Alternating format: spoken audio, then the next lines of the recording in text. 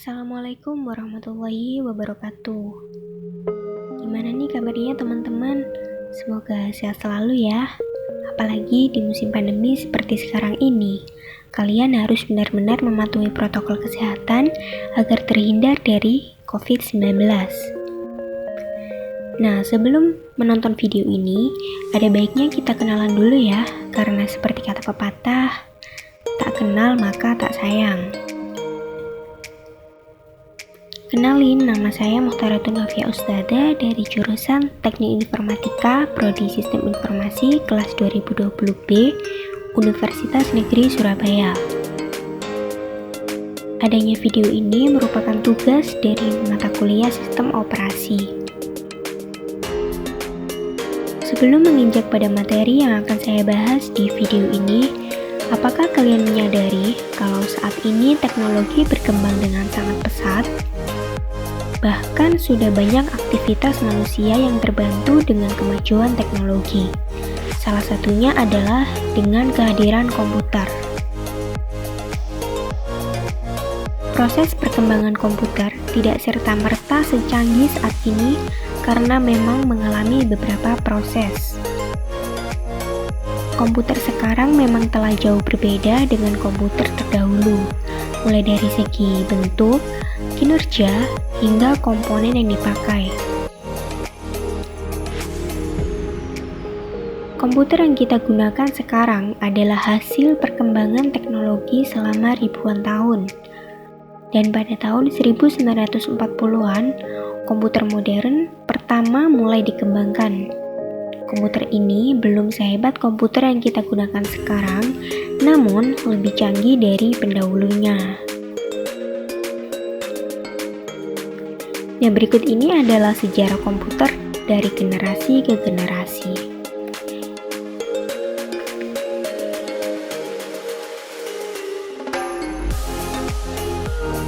Satu, sejarah komputer generasi pertama menggunakan tabung vakum, yaitu sekitar tahun 1946 sampai 1959.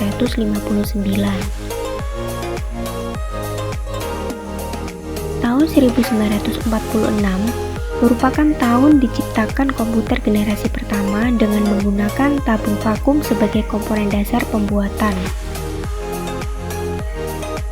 Tabung yang digunakan sebagai komponen dasar ini memang dikenal tidak efisien di beberapa aspek karena cepat sekali panas ketika dipakai. Selain itu, komponen ini membutuhkan daya listrik sangat besar dalam pengoperasiannya. Electronic Numerical Integrator and Computer atau ENIAC merupakan salah satu contoh komputer generasi yang pertama. Komputer generasi pertama diciptakan oleh J. Presper, Eckert, dan John Mauchly di University of Pennsylvania.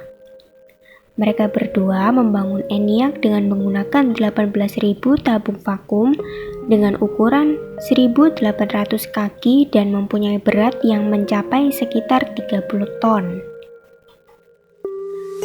Sejarah komputer generasi pertama ini menjadi digital elektronik yang dipakai untuk kebutuhan paling umum. Program ENIAC ini sudah dirancang pada tahun 1942, namun baru dimulai di tahun 1943 dan selesai pada tahun 1946.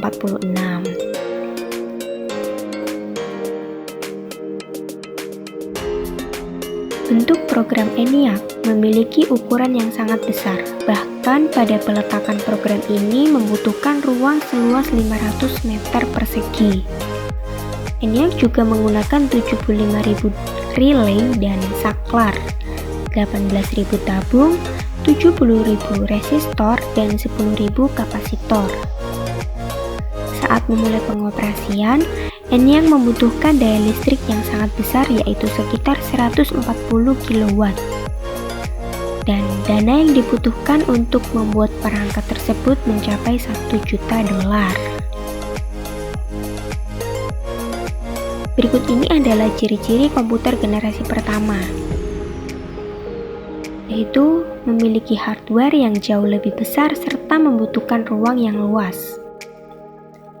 Yang kedua, interior desain sistem operasi dibuat secara spesifik dan hanya dapat melakukan tugas tertentu. Program hanya dapat dibuat memakai bahasa mesin. Menggunakan silinder magnetik untuk menyimpan data. Membutuhkan daya listrik yang sangat besar. Membutuhkan mesin pendingin karena cepat panas. Kapasitas penyimpanan yang kecil. Kinerja yang lambat. Memakai konsep storage program dan menggunakan magnetic core storage sebagai memori utama. Dan yang terakhir adalah menggunakan tabung hampa sebagai sirkuit. Yang kedua adalah sejarah komputer generasi kedua menggunakan transistor sekitar tahun 1959 sampai 1965. Nah, pada tahun 1959, komponen dasar untuk merancang komputer adalah teknologi transistor.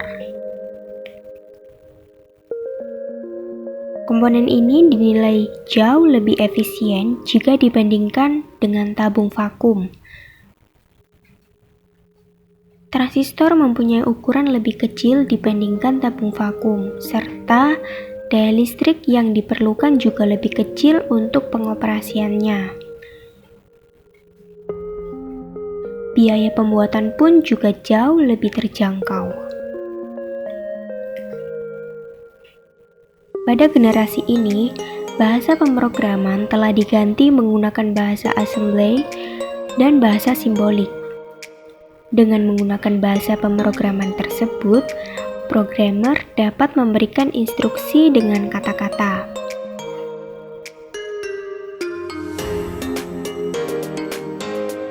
Mesin yang pertama kali menggunakan teknologi ini ialah superkomputer. IBM juga telah membuat superkomputer dengan nama Sperry Ren dan Stretch, serta menjadikan komputer dengan nama LARP.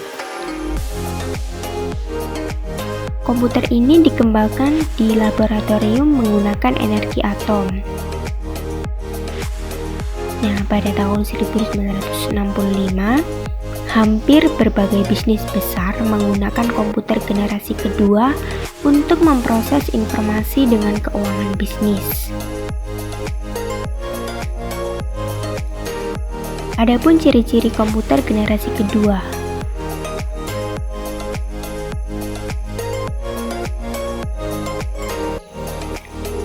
Telah menggunakan operasi bahasa pemrograman tingkat tinggi Fortran dan COBOL.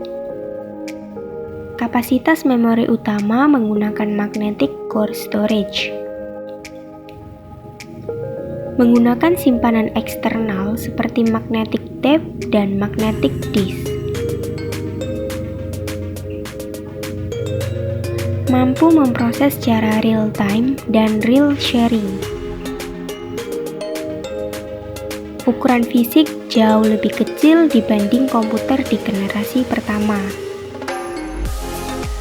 Kinerjanya juga lebih cepat, daya listrik lebih kecil,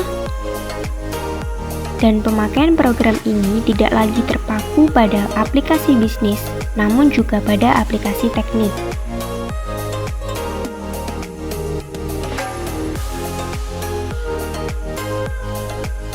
Yang ketiga, sejarah komputer generasi ketiga integrated circuit sekitar tahun 1965 sampai 1971. Generasi komputer ketiga dimulai pada tahun 1965, yang mana komputer dibuat menggunakan integrated circuit atau ICS. Teknologi ini menggeser fungsi transistor sebagai komponen dasar komputer. Transistor masih tetap digunakan, tapi ukurannya diperkecil. Beberapa transistor yang berukuran kecil tersebut dimasukkan di IC bersamaan dengan resistor dan kapasitor.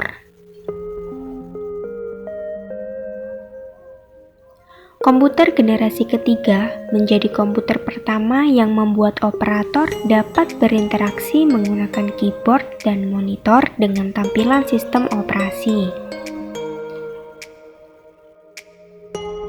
Selain itu, komputer ini membutuhkan biaya lebih murah sehingga dapat dijangkau oleh masyarakat umum. Dalam penggunaannya, transistor membuat kinerja komputer cepat panas, sehingga komputer generasi kedua mulai ditinggalkan.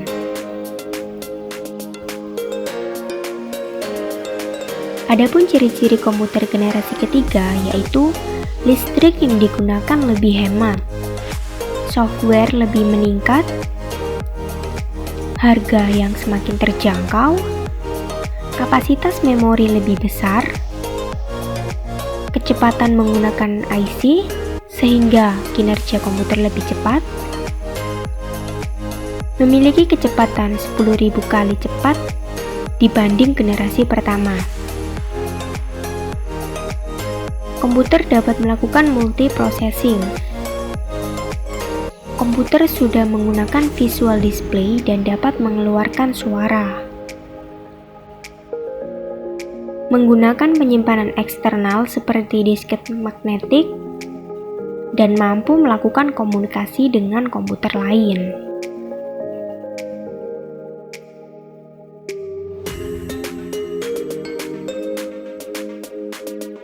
Yang keempat adalah komputer generasi keempat, mikroprosesor.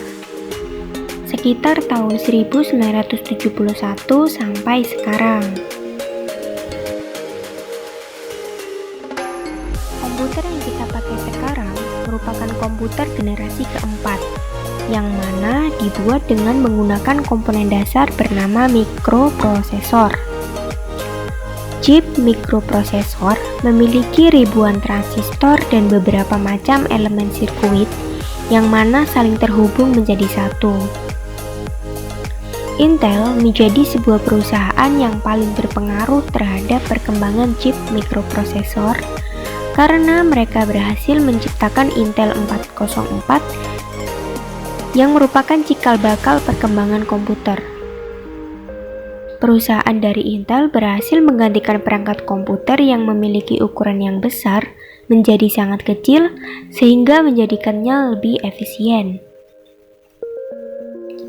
Dan pada tahun 1971, IBM menciptakan komputer yang didesain khusus untuk kalangan rumahan, sedangkan Apple mempublikasikan Macintosh untuk pertama kalinya pada tahun 1984, yaitu sebuah sistem operasi agar dapat dijalankan dari perangkat komputer.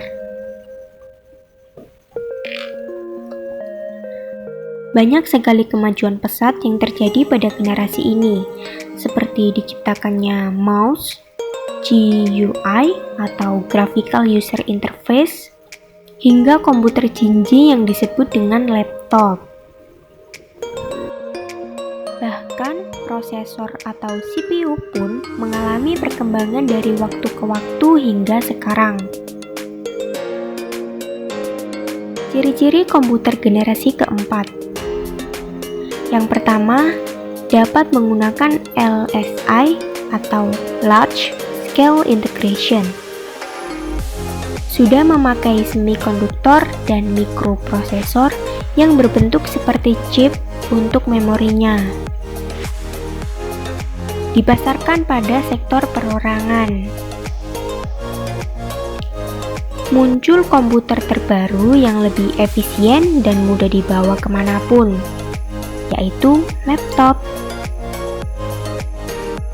Yang terakhir adalah komputer generasi kelima, Artificial Intelligence, sekitar sekarang sampai masa depan.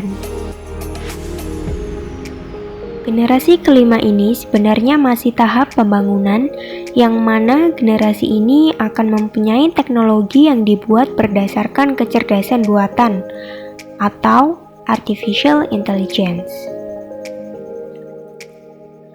Dalam sejarah perkembangan komputer, pengembangan komputer generasi kelima ini bertujuan agar dapat menghasilkan perangkat komputer yang dapat merespon menggunakan bahasa yang digunakan manusia, dan diharapkan dapat mempelajari lingkungan di sekitarnya serta dapat menyesuaikan dirinya sendiri.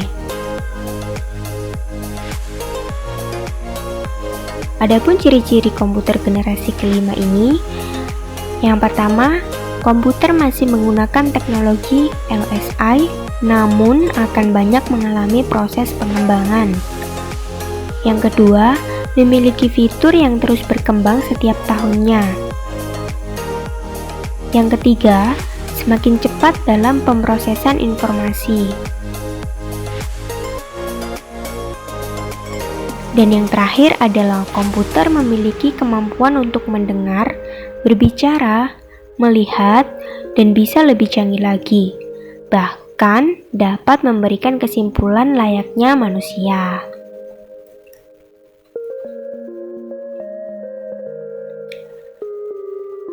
Ya, itu tadi merupakan sejarah komputer yang saya ketahui. Cukup sekian yang bisa saya sampaikan. Terima kasih sudah meluangkan waktunya untuk menonton video ini. Apabila ada salah kata, saya mohon maaf yang sebesar-besarnya.